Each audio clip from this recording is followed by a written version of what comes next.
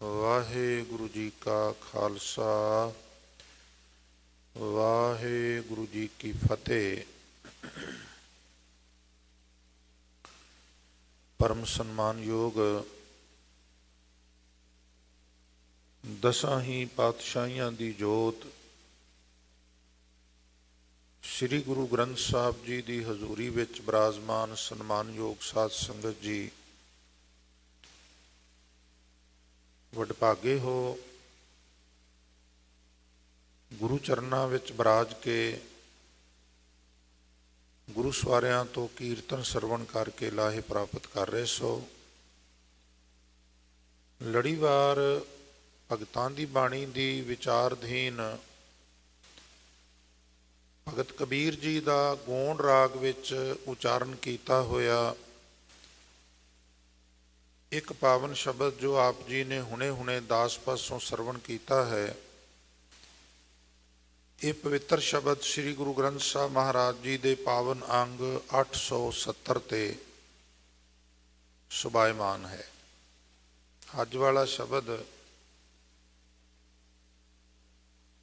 कुछ महंगा है, थोड़ा जिहा उचेचा सुरत ते जोर देंगे तो गल जरूर समझ में आवेगी। इस तो पहला कि मैं तुहाडे चरनां विच तुच्छ बुद्धि अनुसार अज दे इन्हां बचनां नूं एक्सप्लेन करन दा यतन करां, आप जी ने आसीस देनी, सहयोग बख्शना। एक बार जितने शरीर गुरु चरनां विच बराजे हो, सनिमर बेनती है कि आओ सारे एक बार रसना पवित्र करिए, प्यार नाल आखिए जी सतनाम श्री। जिन्हां जिन्हां ने ऐतकी नहीं आखिया हुण वो भी रसना पवित्र करो ते आखो सतनाम श्री।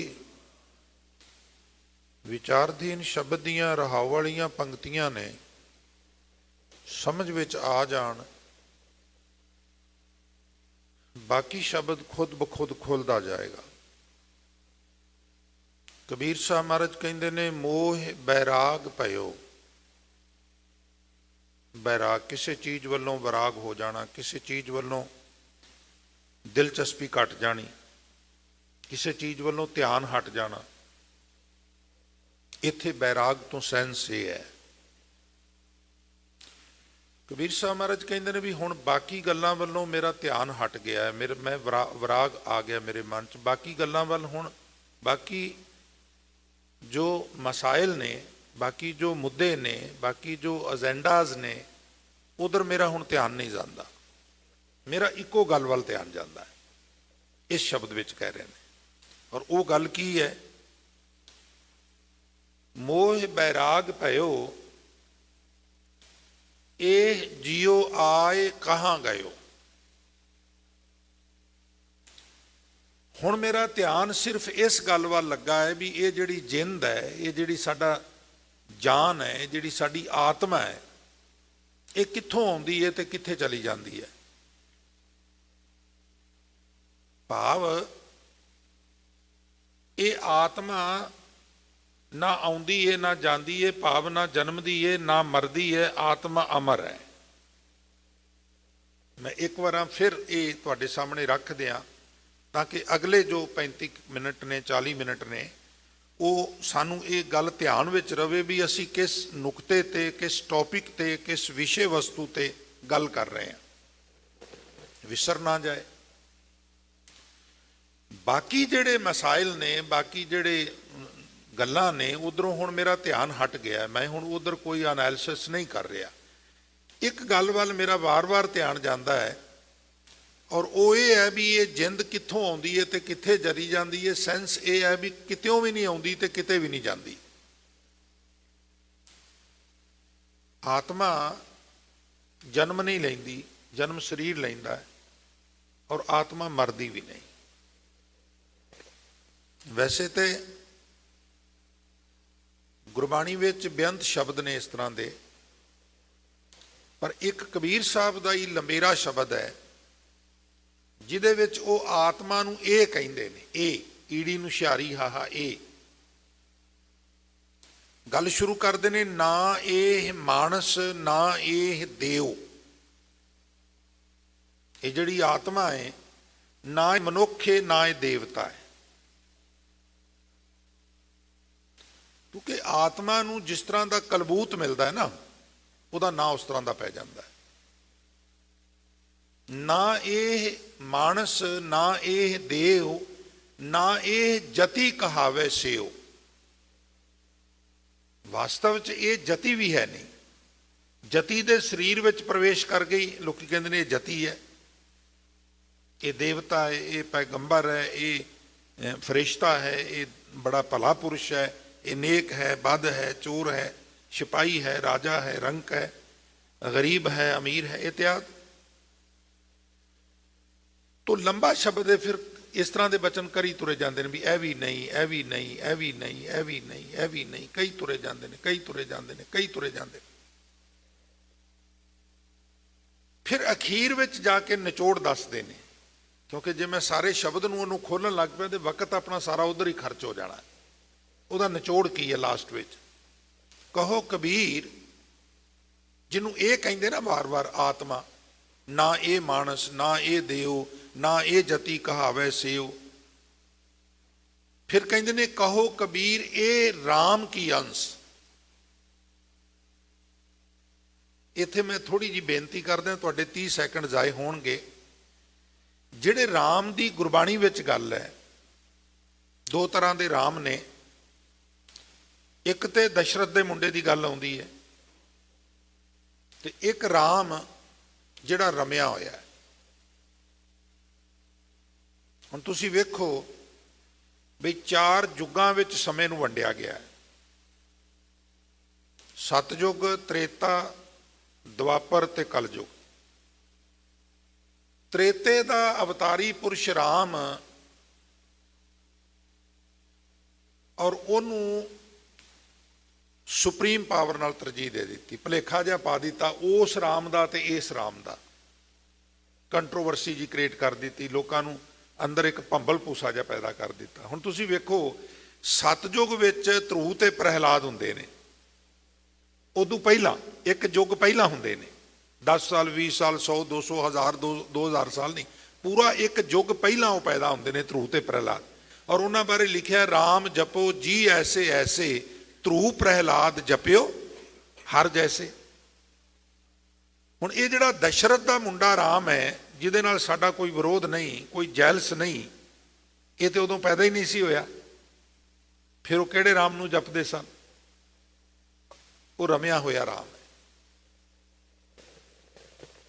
ਜਦੋਂ ਇਸ ਰਾਮ ਦੀ ਗੱਲ ਆਉਂਦੀ ਹੈ ਤੇ ਫਿਰ ਮਹਾਰਾਜ ਬਾਣੀ ਵਿੱਚ ਲਿਖਦੇ ਨੇ, ਰੋਵੈ ਰਾਮ ਨਕਾਲਾ ਪਿਆ। ਅੱਖਾਂ ਦੇ ਸਾਹਮਣੇ ਸਾਹਿਬਜ਼ਾਦੇ ਘੋੜਿਆਂ ਦੀਆਂ ਕਾਠੀਆਂ ਤੋਂ ਪੁਆਂਟਲੀਆਂ ਖਾ ਕੇ ਡਿੱਗੇ ਕਿ ਗੁਰੂ ਗੋਬਿੰਦ ਸਿੰਘ ਨੇ ਧਾ ਮਾਰੀ ਸੀ, ਜਕਾਰਾ ਛੱਡਿਆ ਸੀ। ਛੋਟੇ ਸਾਹਿਬਜ਼ਾਦੇ ਨੀਹਾਂ 'ਚ ਖੜੇ ਕਰਕੇ ਸ਼ਹੀਦ ਕਰ ਦਿੱਤੇ, ਪਿਤਾ ਸ਼ਹੀਦ ਕਰ ਦਿੱਤਾ, ਮਾਂ ਸ਼ਹੀਦ ਕਰ ਦਿੱਤੀ, ਔਰ ਗੁਲ ਖਾਨ ਨੂੰ ਸਪਾਰੀ ਦੇ ਕੇ ਵਜ਼ੀਰ ਖਾਨ ਨੇ ਨਦੇੜ ਭੇਜ ਦਿੱਤਾ, ਔਰ ਉਹ ਹਜ਼ੂਰ ਨੂੰ ਛੁਰਾ ਮਾਰਨ ਵਿੱਚ ਵੀ ਕਾਮਯਾਬ ਹੋ ਗਿਆ। ਕਿਤੇ ਅੱਖ ਗਿੱਲੀ ਕੀਤੀ, ਕਿਤੇ ਰੋਏ। ਪਰ ਜਦੋਂ ਉਸ ਰਾਮ ਦੀ ਗੱਲ ਆਉਂਦੀ ਹੈ ਤੇ ਹਜ਼ੂਰ ਬਾਣੀ 'ਚ ਕਹਿੰਦੇ ਨੇ, ਰੋਵੇ ਰਾਮ ਨਕਾਲਾ ਪਿਆ, ਸੀਤਾ ਲਖਮਣ ਵਿਛੜ ਗਿਆ। ਰਾਮ ਝੁਰੈ ਦਲ ਮੇਲਵੈ, ਅੰਤਰ ਬਲ ਅਧਿਕਾਰ। ਰਾਮ ਝੁਰਦਾ ਹੈ ਤਾਂ ਰੱਬ ਤੇ ਕਦੀ ਝੁਰ ਨਹੀਂ ਸਕਦਾ। ਖੈਰ, ਕਹੋ ਕਬੀਰ ਇਹ ਰਾਮ ਕੀ ਅੰਸ਼। ਇਹ ਜਿਹੜੀ ਆਤਮਾ ਹੈ ਸਾਡੇ ਵਿੱਚ, ਤੁਹਾਡੇ ਵਿੱਚ, ਇਹਦੇ ਬਾਰੇ ਮੈਡੀਕਲ ਸਾਇੰਸ ਦਾ ਨਜ਼ਰੀਆ ਕੁਛ ਹੋਰ ਹੈ, ਅਧਿਆਤਮਕਵਾਦੀਆਂ ਦਾ ਨਜ਼ਰੀਆ ਕੁਛ ਹੋਰ ਹੈ।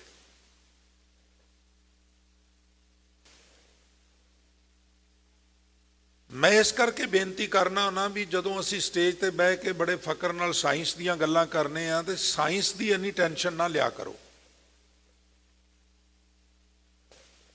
ਗੁਰਬਾਣੀ ਪ੍ਰੋਪਰ ਸਾਇੰਸ ਨਹੀਂ ਹੈ। ਗੁਰਬਾਣੀ ਵਿੱਚ ਸਾਇੰਸ ਇੱਕ ਛੋਟਾ ਜਿਹਾ ਪਾਰਟ ਹੈ, ਇੱਕ ਵਿਸ਼ਾ ਹੈ, ਔਰ ਸਾਇੰਸ ਨਾਲ ਸਾਡੀ ਹਰ ਗੱਲ ਮੈਚ ਕਰੇ, ਫਿਰ ਸਾਡਾ ਧਰਮ ਵੱਡਾ ਹੋਵੇਗਾ। ਸਾਡਾ ਗ੍ਰੰਥ ਵੱਡਾ ਹੋਵੇਗਾ, ਇਦਾਂ ਦੀ ਟੈਨਸ਼ਨ ਬਿਲਕੁਲ ਨਹੀਂ ਲੈਣੀ ਚਾਹੀਦੀ। ਇਹ ਅਧਿਆਤਮਕਵਾਦ ਹੈ, ਇਹ ਸਾਇੰਸ ਤੋਂ ਕਿਤੇ ਉੱਪਰ ਦੀਆਂ ਗੱਲਾਂ ਨੇ। ਸਾਇੰਸ ਕੀ ਹੈ ਇਹਦੇ ਸਾਹਮਣੇ? ਪਰ ਅਸੀਂ ਟੈਨਸ਼ਨ ਲੈ ਜਾਂਦੇ ਹਾਂ ਔਰ ਬੜਾ ਇਹਦੇ 'ਚ ਫਖਰ ਮਹਿਸੂਸ ਕਰਨੇ ਆ ਵੀ ਸਾਇੰਟੀਫਿਕ ਐਂਗਲ ਤੋਂ ਮੈਂ ਗੱਲ ਕੀਤੀ ਹੈ।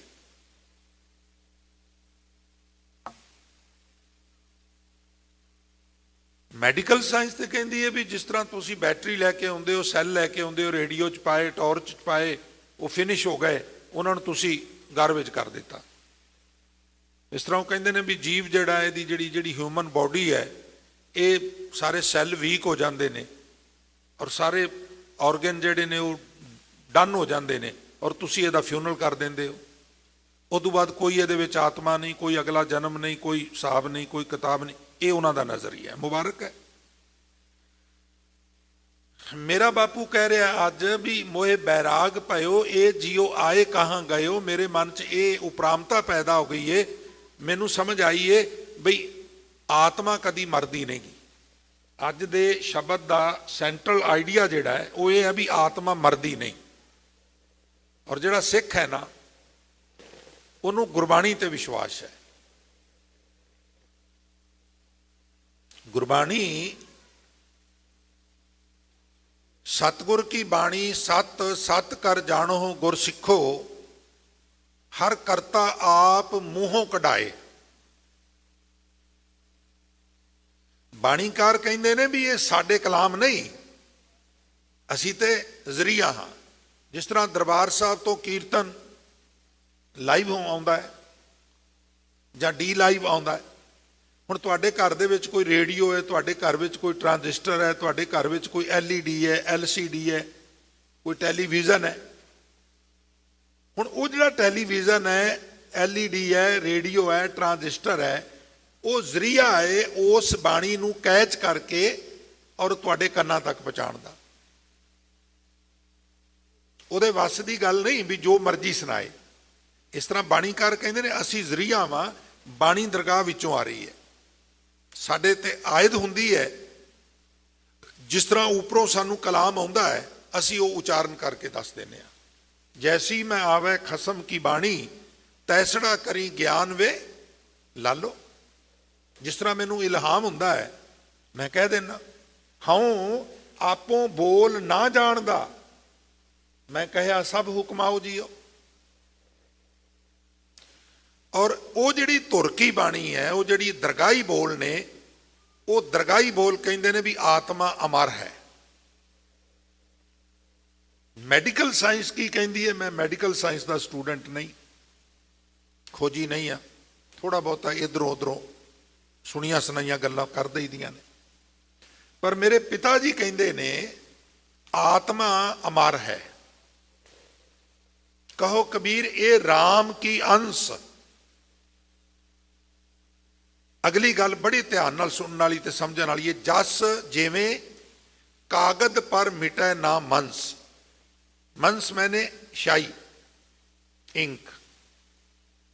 ਔਰ ਫਿਰ ਹਜ਼ੂਰ ਕਹਿੰਦੇ ਨੇ ਪਰਮਾਤਮਾ ਤੇ ਆਤਮਾ ਦਾ ਰਿਸ਼ਤਾ ਇਸ ਤਰ੍ਹਾਂ ਦਾ ਜਿਵੇਂ ਕਾਗਜ਼ ਦਾ ਤੇ ਸ਼ਾਈ ਦਾ ਰਿਸ਼ਤਾ ਹੈ। ਹੁਣ ਦੇਖੋ, ਤੁਸੀਂ ਕਾਗਜ਼ ਤੇ ਕੁਝ ਲਿਖਿਆ, ਹੁਣ ਅਸੀਂ ਕਹੀਏ ਵੀ ਜਿਹੜਾ ਕਾਗਜ਼ ਤੇ ਲਿਖਿਆ ਹੈ ਉਹਨੂੰ ਮਿਟਾਣਾ ਹੈ ਤੇ ਕਾਗਜ਼ ਨੂੰ ਬਚਾਉਣਾ ਹੈ, ਇਹ ਨਹੀਂ ਹੋ ਸਕਦਾ। ਜਾਂ ਅਸੀਂ ਕਹੀਏ ਵੀ ਕਾਗਜ਼ ਨੂੰ ਮਿਟਾਣਾ ਹੈ ਤੇ ਲਿਖਿਆ ਹੋਇਆ ਬਚਾਉਣਾ ਹੈ, ਇਹ ਵੀ ਨਹੀਂ ਹੋ ਸਕਦਾ। ਦੋਵੇਂ ਬਚਾਣੇ ਪੈਣਗੇ ਜਾਂ ਦੋਵੇਂ ਮਿਟਾਣੇ ਪੈਣਗੇ।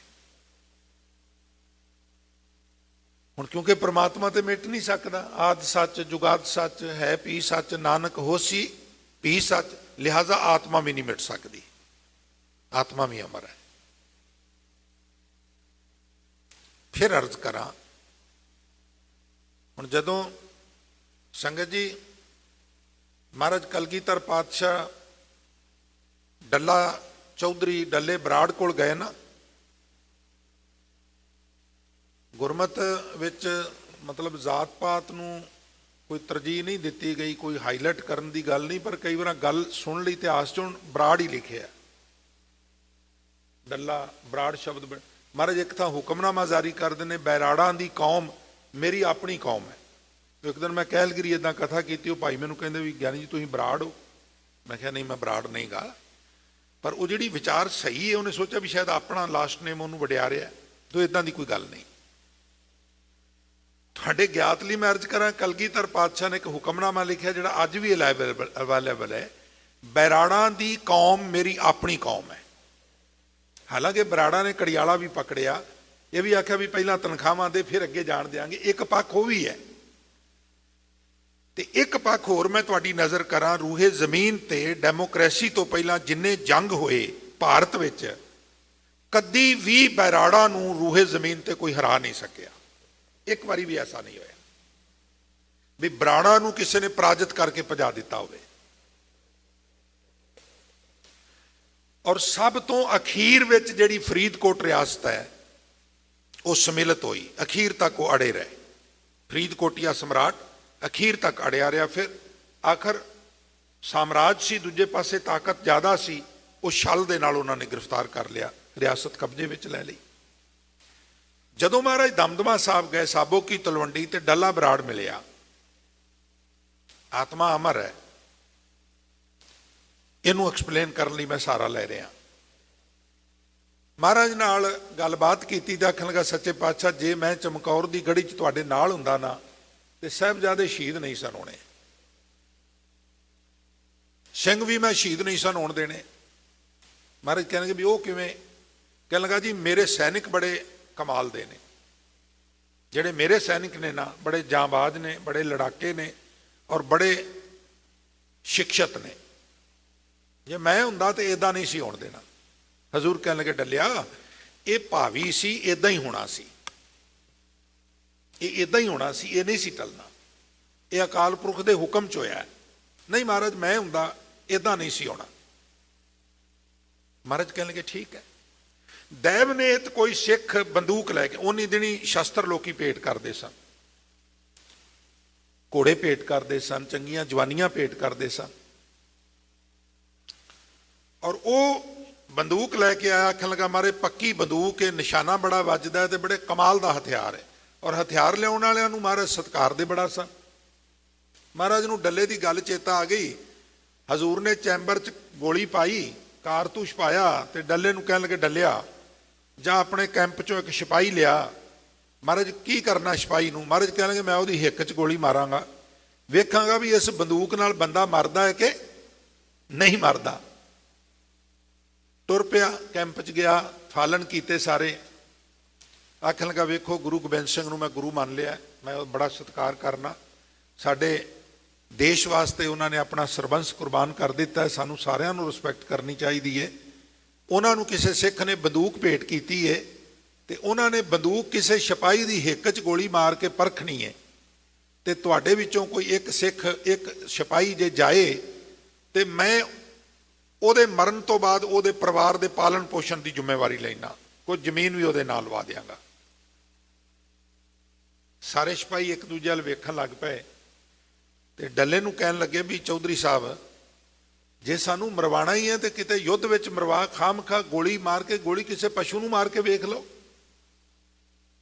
किसी बकरे नूं गोली मार लो, नाले काम आ जाएगा, किसी कुत्ते नूं गोली मार के वेख लो, गां मझ नूं गोली मार के वेख लो। हुण ये कोई तरीका थोड़ा भी बंदे दी हिक च गोली मार के वेखना भी बंदूक बंदा मार सकती है कि नहीं, अहीं नहीं जाना। उथों नीमा झूना जिहा होके वापस आ गया, महाराज के सामने आके खड़ा हो गया, हथ जोड़ के लत्तां कंबण। महाराज कहणगे डलिया आया नहीं कोई? महाराज वो तो तैयार नहीं है। महाराज कहते तू तो कहता भी जे मेरे सिपाही हुंदे ते उत्थे साहिबजादे शहीद नहीं सन होने। नहीं महाराज वो जवाब दे गए ने। महाराज कहने कि कोई गल नहीं, जवाब दे, तू खड़ा हो जा, मैं तेनों गोली मार के वेना। हाथ जोड़ के कहने लगा महाराज मरण ते दिल ते मेरा भी कोई नहीं जे करदा। महाराज कहने के जा फिर साडे सिखां वाले कैंप च जा, उन्होंने जाके कहना भी तुहाडे गुरु ने कहा भी एक सिख आवे, क्योंकि मैं उहदी छाती च उहदी हिक च गोली मारनी है। इतिहास है, कोई अंग्रेजी का नावल नहीं, ना ही कोई काल्पनिक कपोल कथा। जिसले गए तो भाई बीर सिंह ते भाई तीर सिंह, दमदमा साहब जे तुहाडे चों कोई गया है ना तो संगत जी उत्थे भाई बीर सिंह ते भाई तीर सिंह का गुरुद्वारा बनया होया है, वखरा अस्थान बनया होया। ਭਾਈ ਵੀਰ ਸਿੰਘ ਤੇ ਧੀਰ ਸਿੰਘ ਇੱਕ ਨੇ ਦਸਤਾਰਾ ਸਜਾ ਲਿਆ ਤੇ ਲੜ ਲੂ ਟੁੰਗਣ ਡਿਆ, ਤੇ ਦੂਜੇ ਦਾ ਅੱਧਾ ਦਸਤਾਰਾ ਸਜਾਇਆ ਤੇ ਅੱਧਾ ਦਸਤਾਰਾ ਦੇ ਹੱਥ 'ਚ, ਦੋਵੇਂ ਭੱਜ ਤੁਰੇ। ਕਲਗੀਧਰ ਪਾਤਸ਼ਾਹ ਦੇ ਸਾਹਮਣੇ ਜਾ ਕੇ ਖੜੇ ਹੋ ਗਏ। ਮਹਾਰਾਜ ਪਹਿਲਾ ਹੁਕਮ ਮੈਂ ਸੁਣਿਆ, ਗੋਲੀ ਮੇਰੀ ਇੱਕ 'ਚ ਵੱਜਣੀ ਚਾਹੀਦੀ ਹੈ। ਦੂਜਾ ਕਹਿਣ ਲੱਗਾ ਨਹੀਂ ਜੀ ਇਹ ਝੂਠ ਬੋਲਦਾ, ਹੁਕਮ ਪਹਿਲਾਂ ਮੈਂ ਸੁਣਿਆ, ਲਿਹਾਜ਼ਾ ਗੋਲੀ ਮੇਰੀ ਇੱਕ 'ਚ ਵੱਜਣੀ ਚਾਹੀਦੀ। ਮਹਾਰਾਜ ਕਣਖੀਆਂ ਥਾਣੀ ਡੱਲੇ ਵੱਲ ਵੇਖ ਰਹੇ ਸਨ। ਡੱਲਿਆ ਵੇਖ, ਆਪਣੇ ਸਿਪਾਹੀਆਂ ਦੀ ਕਰਤੂਤ ਵੀ ਵੇਖ ਤੇ ਮੇਰੇ ਸਿੱਖਾਂ ਦੀ ਦਲੇਰੀ ਵੀ ਵੇਖ। ਆਖਰ ਸਿੱਖ ਖੈਬੜ ਪਏ, ਨਹੀਂ ਮੈਂ ਸ਼ਹੀਦ ਹੋਣਾ ਹੈ, ਦੂਜਾ ਕਵੇ ਮੈਂ ਸ਼ਹੀਦ ਹੋਣਾ ਹੈ। ਹਜ਼ੂਰ ਨੇ ਆਖਿਆ ਦੋਵੇਂ ਲਾਈਨ 'ਚ ਖੜੇ ਹੋ ਜਾਓ, ਮੈਂ ਗੋਲੀ ਦੋਵਾਂ ਦੇ ਵਿੱਚੋਂ ਦੀ ਕੱਢ ਦਿਆਂਗਾ। ਦੋਵੇਂ ਖੜੇ ਹੋ ਗਏ। ਹਜ਼ੂਰ ਨੇ ਸ਼ਿਸ਼ਤ ਲਾਈ ਔਰ ਜਿਸ ਵੇਲੇ ਟ੍ਰੇਗਰ ਦੇ ਉੱਤੇ ਉਂਗਲ ਰੱਖੀ, ਜਿਹਨੂੰ ਘੋੜਾ ਕਹਿ ਦਿੰਦੇ ਆ ਪੰਜਾਬੀ 'ਚ ਆਪਾਂ, ਤੇ ਟ੍ਰੇਗਰ ਨੂੰ ਹੁਣ ਪ੍ਰੈਸ ਕਰਨਾ ਸੀ। ਇੱਕ ਹੱਥ ਨਾਲ ਹੇਠੋਂ ਉਹਦਾ ਬੱਟ ਪਕੜਿਆ ਹੁੰਦਾ, ਟ੍ਰੇਗਰ ਦੇ ਵਿੱਚ ਉਂਗਲ ਫਸਾਈ ਹੁੰਦੀ, ਉਹਨੂੰ ਪ੍ਰੈਸ ਕਰਨਾ, ਖਿੱਚਣਾ। ਜਦੋਂ ਹਜ਼ੂਰ ਨੇ ਪ੍ਰੈਸ ਕੀਤਾ, ਅੱਗੋਂ ਜਿਹੜਾ ਬੈਰਲ ਸੀ ਬੰਦੂਕ ਦਾ ਉਹ ਚੁੱਕ ਦਿੱਤਾ, ਗੋਲੀ ਉੱਤੋਂ ਦੀ ਲੰਘ ਗਈ। ਮਹਾਰਾਜ ਸਿਰਫ ਡੱਲੇ ਨੂੰ ਦੱਸਣਾ ਚਾਹੁੰਦੇ ਸਨ। ਅੱਛਾ, ਹੁਣ ਇਹ ਜਿਹੜੇ ਸਿੱਖ ਨੇ, ਇਹਨਾਂ ਦੀ ਕਮਾਲ ਦੀ ਆਈਡੀਓਲੋਜੀ ਕਿਵੇਂ ਆ ਵੇਖੋ। ਢਾਡੀ ਸਿੰਘ ਹੁਣ ਤੱਕ ਗਾਉਂਦੇ ਨੇ ਕਿ ਇੱਕ ਮੁੱਠ ਛੋਲਿਆਂ ਦੀ ਖਾ ਕੇ ਤੇਰੇ ਲੰਗਰ ਚੋਂ ਘੂਰ ਘੂਰ ਮੌਤ ਨੂੰ ਡਰਾਵੇ ਤੇਰਾ ਖਾਲਸਾ। ਕਿਉਂ ਜੀ? ਤੁਸੀਂ ਕਦੀ ਸੋਚਿਆ? ਬੜੇ ਧਿਆਨ ਨਾਲ ਬੇਨਤੀ ਸੁਣਾ। ਕਿਉਂ? ਕਿਉਂਕਿ ਗੁਰੂ ਸਾਹਿਬਾਨ ਨੇ ਕੋਲ ਬਿਠਾ ਕੇ ਮੌਤ ਦਾ ਫਲਸਫਾ ਸਮਝਾ ਦਿੱਤਾ ਸੀ। ਤੁਸੀਂ ਕਦੀ ਸੋਚਿਆ ਹੋਵੇ ਤੇ ਮੁਬਾਰਕ ਹੈ, ਨਾ ਸੋਚਿਆ ਹੋਵੇ ਤੇ ਜ਼ਰੂਰ ਸੋਚਿਓ। ਮੌਤ ਦੀ ਪਰਿਭਾਸ਼ਾ ਕੀ ਹੈ? ਮੌਤ ਦੀ ਡੈਫੀਨੇਸ਼ਨ ਕੀ ਹੈ? ਲਹੂ ਸਕਾਇਆ ਪਿਆ ਮੌਤ ਨੇ ਕੁੱਲ ਜਹਾਨ ਦਾ। ਵਜ੍ਹਾ ਮੌਤ ਦੀ ਫਿਲਾਸਫੀ ਨਹੀਂ ਸਮਝੀ। ਤੁਸੀਂ ਵੇਖੋ ਨਾ, ਕਿਸੇ ਨੂੰ ਕੈਂਸਰ ਲਾਸਟ ਸਟੇਜ ਤੇ ਹੋਵੇ, ਡਾਕਟਰ ਉਹਨੂੰ ਨਹੀਂ ਦੱਸਦੇ। ਪਤਾ ਕਿਉਂ ਨਹੀਂ ਦੱਸਦੇ? ਉਹਨੂੰ ਕਹਿੰਦੇ ਜੇ ਨਹੀਂ ਮਰਨਾ ਨੇ ਟੈਨਸ਼ਨ ਨਾਲ ਤਾਂ ਵੀ ਮਰ ਜਾਣਾ। ਜੇਲ੍ਹਾਂ ਵਿੱਚ ਡੱਕੇ ਹੋਏ ਉਹ ਕੈਦੀ ਜਿਨ੍ਹਾਂ ਨੂੰ ਫਾਂਸੀ ਹੋਣੀ ਹੈ, ਉਹਨਾਂ ਦਾ ਵਜਨ ਤੋਲਿਆ ਗਿਆ, ਇੱਕ ਇੱਕ ਦਿਨ ਨਾਲ ਕਿਲੋ ਕਿਲੋ ਵਜਨ ਘਟਦਾ। ਕੌਣ ਘਟਾਉਂਦਾ? ਮੌਤ ਦੀ ਦਹਿਸ਼ਤ। ਮੌਤ ਦੀ ਦਹਿਸ਼ਤ ਸੁਕਾਉਂਦੀ ਹੈ ਬੰਦੇ ਨੂੰ, ਨਿਚੋੜਦੀ ਹੈ। ਗੁਰੂ ਸਾਹਿਬਾਨ ਨੇ ਕੋਲ ਬਿਠਾ ਕੇ, ਦਮਦਮਾ ਸਾਹਿਬ ਮਹਾਰਾਜ ਨੇ 9 ਮਹੀਨਿਆਂ 'ਚ ਗੁਰੂ ਗ੍ਰੰਥ ਸਾਹਿਬ ਦੀ ਕਥਾ ਕੀਤੀ। ਹੁਣ ਮੈਂ ਇੱਕ ਹੋਰ ਬੇਨਤੀ ਕਰਾਂ, 1430 ਅੰਗ ਤੇ 9 ਮਹੀਨੇ, ਐਸਟੀਮੇਟਡ 270 ਦਿਨ, 9 ਤੀਆ 27, 270 ਦਿਨ ਦੇ ਉੱਤੇ ਤੁਸੀਂ 1430 ਅੰਗਾਂ ਨੂੰ ਡਿਵਾਈਡ ਕਰ ਲਓ। ਇੰਨੀ ਕਥਾ ਮਹਾਰਾਜ ਰੋਜ਼ ਕਰਦੇ ਸਨ। ਯਾਨੀ ਬਹੁਤ ਜ਼ਿਆਦਾ ਵਿਸਥਾਰ ਨਹੀਂ ਸਨ ਕਰਦੇ। ਟਾਈਮ ਪੀਰੀਅਡ ਲੰਬਾ ਹੁੰਦਾ ਸੀ, 3-3 4-4 ਘੰਟੇ ਦੀ ਮਹਾਰਾਜ ਦੀ ਚੌਂਕੜੀ ਹੁੰਦੀ ਸੀ। ਤੇ ਹੁਣ ਤੇ ਸੰਗਤ ਜੀ 40 ਮਿੰਟ ਦੀ ਕਥਾ, ਮਿੰਟ 2 ਉੱਤੇ ਹੋ ਜਾਣ ਤੇ ਅਸੀਂ ਕਦੀ ਘੜੀ ਵੱਲ ਵੇਖਾਂਗੇ, ਕਦੀ ਸੱਜਾ ਗੋਡਾ ਚੁੱਕ ਲਾਂਗੇ, ਕਦੀ ਖੱਬਾ ਗੋਡਾ ਚੁੱਕ ਲਾਂਗੇ। 9 ਮਹੀਨਿਆਂ ਵਿੱਚ ਹਜ਼ੂਰ ਨੇ ਸਾਰੀ ਕਥਾ ਸੰਪੰਨ ਕਰ ਦਿੱਤੀ। ਅਮਰ ਸ਼ਹੀਦ ਬਾਬਾ ਦੀਪ ਸਿੰਘ ਨੇ ਉੱਥੇ ਹੀ ਹਜ਼ੂਰ ਤੋਂ ਮੌਖਿਕ ਰੂਪ ਵਿੱਚ ਕਥਾ ਸੁਣੀ, ਫਿਰ ਅੱਗੇ ਇੱਕ ਹੋਰ ਕਥਾਵਾਚਕ ਤਿਆਰ ਕੀਤੇ। ਖੈਰ, ਕਿਉਂ ਨਹੀਂ ਸਨ ਭਾਈ ਵੀਰ ਸਿੰਘ ਤੇ ਧੀਰ ਸਿੰਘ ਮੌਤ ਤੋਂ ਡਰਦੇ? ਕਿਉਂਕਿ ਹਜ਼ੂਰ ਨੇ ਕੋਲ ਬਿਠਾ ਕੇ ਦੱਸਿਆ ਸੀ ਵੀ ਮੌਤ ਆਖਰ ਹੈ ਕੀ। ਹੁਣ ਤੁਸੀਂ ਕਹੋਗੇ ਵੀ ਕੀ ਦੱਸਿਆ ਸੀ? ਮੌਤ ਕੀ ਹੈ? ਮੌਤ ਦੀ ਪਰਿਭਾਸ਼ਾ ਕੀ ਹੈ? ਬੜੇ ਧਿਆਨ ਨਾਲ ਅਗਲੀ ਬੇਨਤੀ ਸੁਣਨੀ, ਕਿਉਂਕਿ ਸਭ ਤੋਂ ਜ਼ਿਆਦਾ ਜੇ ਕੋਈ ਚੀਜ਼ ਸਾਨੂੰ ਸਤਾਉਂਦੀ ਹੈ ਤੇ ਉਹ ਇਹ ਹੈ ਵੀ ਹਾਏ ਮੈਂ ਮਰ ਨਾ ਜਾ, ਜਦੋਂ ਕਿ ਮਰਦਾ ਕੋਈ ਹੈ ਹੀ ਨਹੀਂ। ਇਹ ਮਿਟ ਹੀ ਨਹੀਂ ਸਕਦੀ ਆਤਮਾ। ਹਜ਼ੂਰ ਨੇ ਇਹ ਸਮਝਾਇਆ ਸੀ ਵੀ ਮੌਤ ਕੀ ਹੈ? 5 ਭੂਤਕ ਸਰੀਰ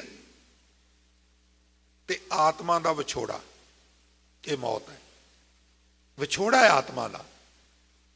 ਆਤਮਾ ਫਿਨਿਸ਼ ਹੋ ਜਾਂਦੀ, ਐਸਾ ਨਹੀਂ। ਮੌਤ ਪੜਾਅ ਹੈ, ਮੰਜ਼ਲ ਨਹੀਂ ਹੈ। ਜਿਸ ਤਰ੍ਹਾਂ ਸੌਖੀ ਜੀ ਐਗਜ਼ਾਮਪਲ, ਵੀ ਸਾਡੇ ਕੋਲ ਕੋਈ ਟਰੈਕਟਰ ਹੈ ਖੇਤੀ ਕਰਨ ਲਈ, ਸਾਲ 2 ਸਾਲ 3 ਸਾਲ 4 ਸਾਲ 5 ਸਾਲ 10 ਸਾਲ ਵਾਇਆ। ਹੁਣ ਸਮਰਸੀਬਲ ਮੋਟਰਾਂ ਵੱਡੀਆਂ ਪਾ ਲਈਆਂ ਨੇ, ਉਹ ਨਹੀਂ ਚੱਕਦਾ ਕਿਸੇ ਵੇਲੇ।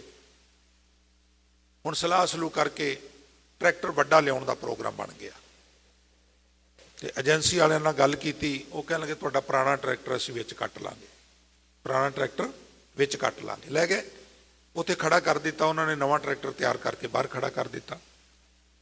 ਹੁਣ ਉਹ ਜਿਹੜਾ ਪੁਰਾਣਾ ਟਰੈਕਟਰ ਉੱਥੇ ਖੜਾ ਕਰ ਦਿੱਤਾ ਤੇ ਨਵਾਂ ਲੈ ਆਇਆ, ਉਹਦੇ ਨਾਲ ਕਿਸਾਨ ਥੋੜਾ ਬਦਲ ਗਿਆ, ਟਰੈਕਟਰ ਬਦਲਿਆ ਨਾ।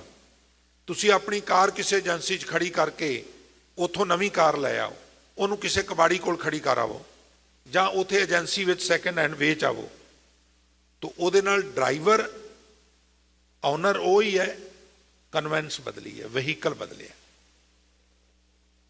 ਨਾਨਕ ਮੇਰ ਸਰੀਰ ਕਾ ਇੱਕ ਰਥ ਇੱਕ ਰਥਵਾ।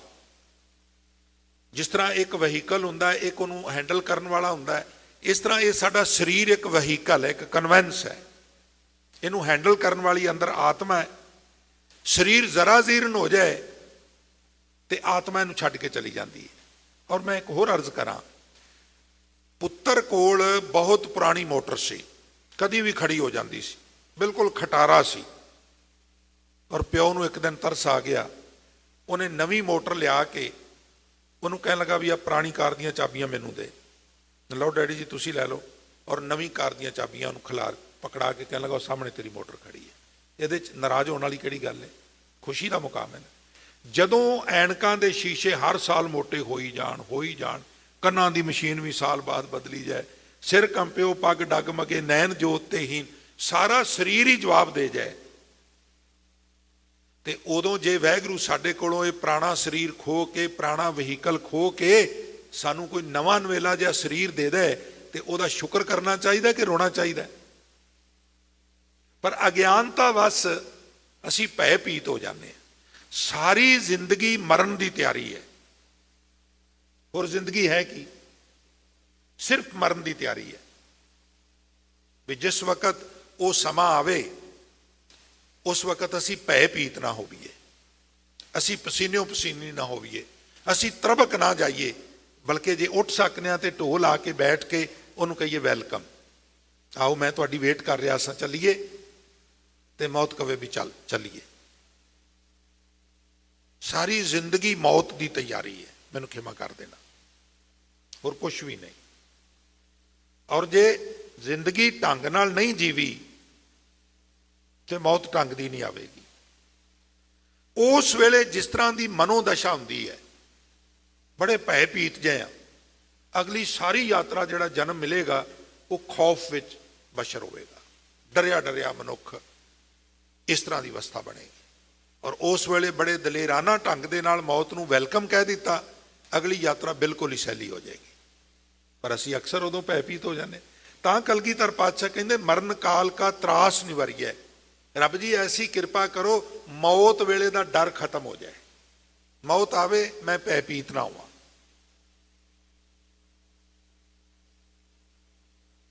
ਮੈਂ ਅਰਜ਼ ਕਰ ਰਿਹਾ ਸਾਂ, ਮੌਤ ਕੀ ਹੈ? ਆਤਮਾ ਤੇ ਪੰਜ ਭੂਤਕ ਸਰੀਰ ਦਾ ਵਿਛੋੜਾ। ਇਹਨੂੰ ਬੜੇ ਸੌਖੇ ਢੰਗ ਨਾਲ ਭਗਤ ਰਵਿਦਾਸ ਜੀ ਨੇ ਵੀ ਐਕਸਪਲੇਨ ਕੀਤਾ ਹੈ।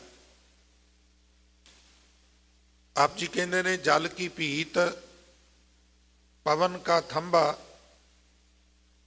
रकत बूंद का गारा, हाड मांस नाड़ी को पिंजर, पंखी बस है बेचारा। जिस तरह आप कोई इमारत बनाने ना, साडे उत्थे आम तौर पर लकड़ के घर नहीं होंदे, इट्टां हुंदियां ने और सीमेंट रेता का मिक्स बना के ओदी थां ते पहलां लोकी गारे नाल भी चिणदे सन, चिनाई करदे सन, गारा। ये जिहड़ी साडे शरीर रूपी कंध है ना, शरीर रूपी कंध, ये पानी की कंध है। जल की भीत, संगत जी भीत शब्द कई इलाकों कंध वास्ते वरत्या जाता है, दीवार वास्ते वरत्या जाता है। ये पानी की कंध है। तो तर्कशील कहन लगे भी पानी की कंध किवें खड़ी हो सकती है? तो भगत रविदास जी कहन लगे पवन का थंबा, पवन ऑक्सीजन, कार्बन डाइऑक्साइड असी साह लेने आ, जदों तक लेंदे रहने आ, खड़े आ, श्वास आने बंद हो जान शरीर धड़म करके थले डिग पैंदा। तो इनू पाउणा दी थम्मी दिती हुई है।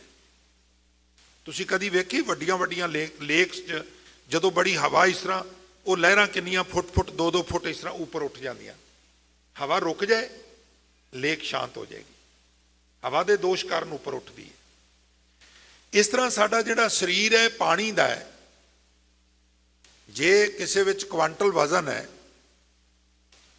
तो संभावना भी 75 लीटर सिर्फ पानी है, सिर्फ पानी। इत्थे तो बड़ा सौखा है समझना, जदों तुसी किसी दे फ्यूनल ते जांदे हो तां वो जदों डब्बे जे च रख के पट्ठी च इलैक्ट्रॉनिक पट्ठी धक्का मारदे ने, इत्थे तुहाडे चों किसी ने उत्थे शमूलीयत कीती होवेगी और बड़ा सौखा है गुरबाणी दे शब्द नूं समझना।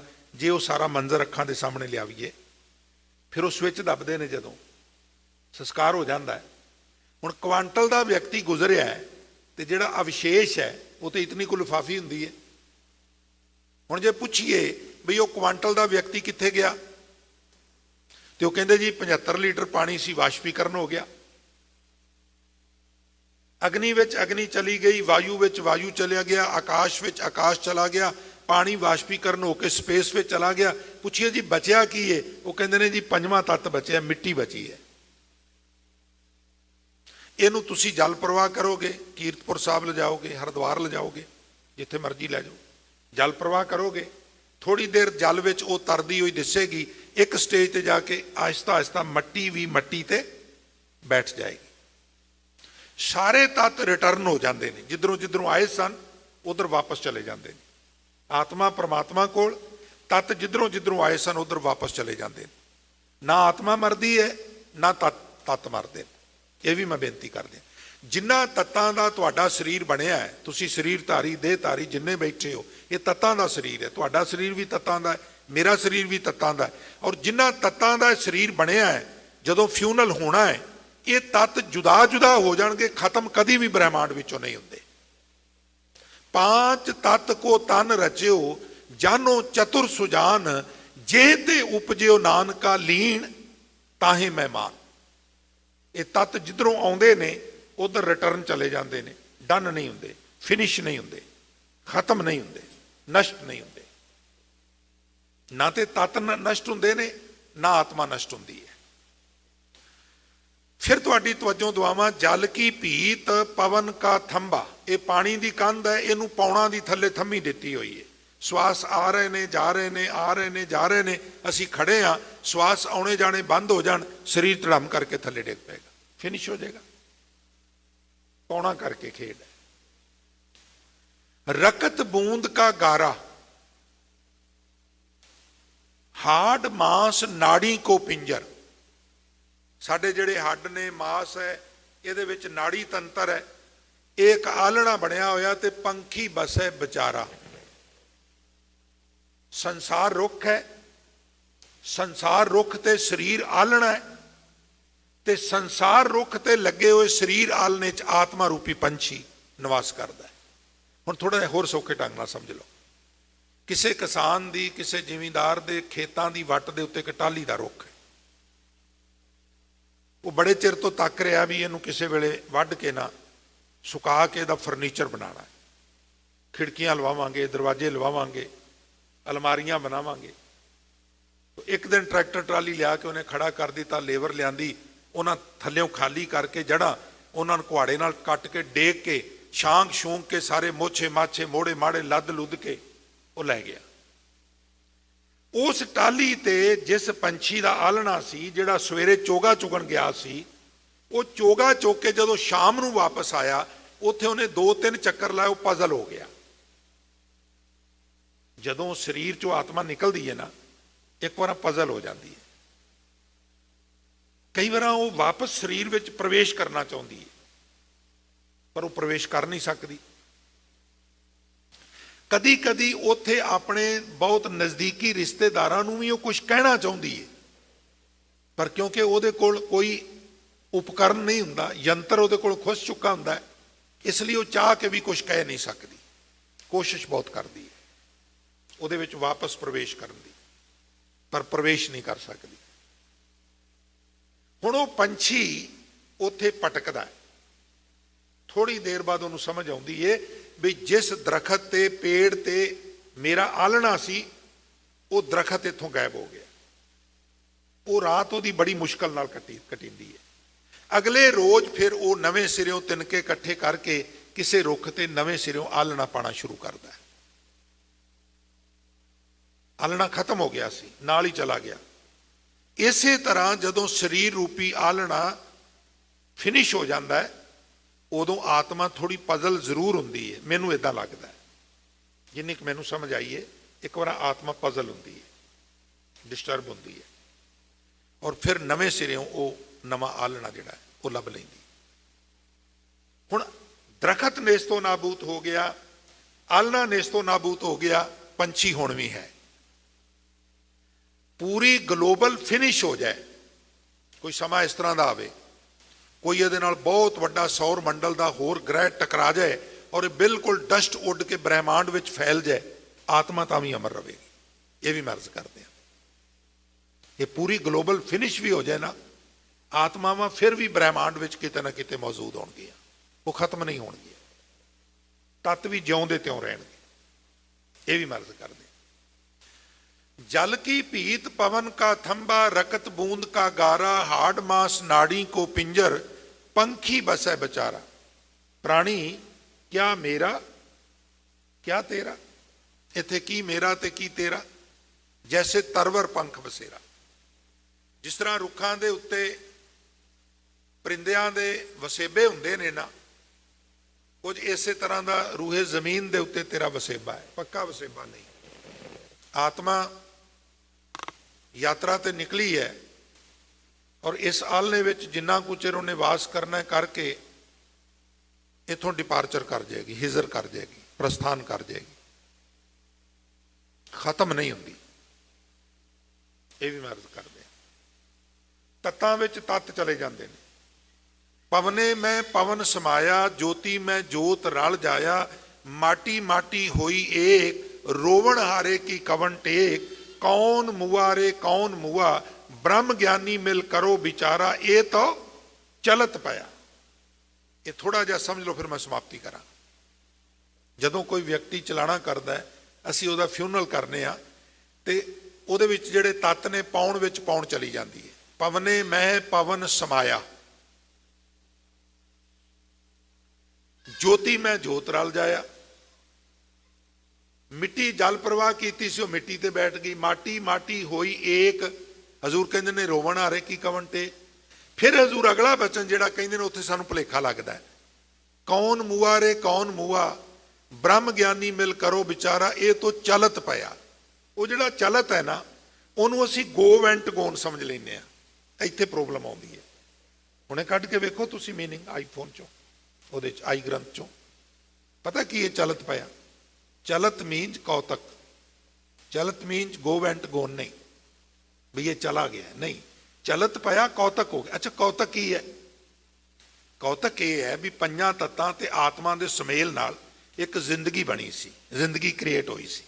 पंज तत्त कलबूत, इहदे विच आत्मा। हुण चलत की है, कौतक की है? ना ते तत्त खत्म होए ने, ना आत्मा खत्म हुई है। पर समस्या विडंबना यह है, ना सानू तत्त दिसदे ने, ना सानू आत्मा दिसदी है। ये कौतक नहीं तो होर की है? पंजवें पातशाह कहंदे कौतक है, खत्म कुछ नहीं हुंदा, आत्मा अमर है। ये तो चलत पाया, ये तो कौतक हो गया। कहंदे की कौतक?